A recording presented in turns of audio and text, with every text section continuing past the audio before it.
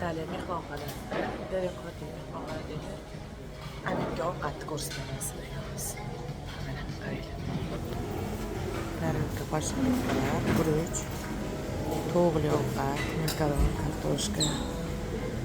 Bu loyali ovqat, baliq. Bu yoqqa o'tamiz. Bu yerda ham tarelka, salatlar bor ekan. Salatlar. Odam ko'p. O'shaning uchun navlagili salat. Qanaqadir ovqatlari. Nima qilajam?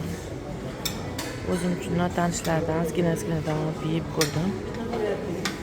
Shunga qarab qaysi biri yoqsa o'shandan olamiz.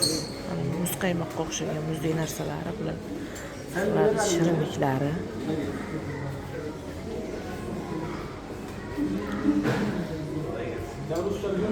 Bu yerda mana mevalar.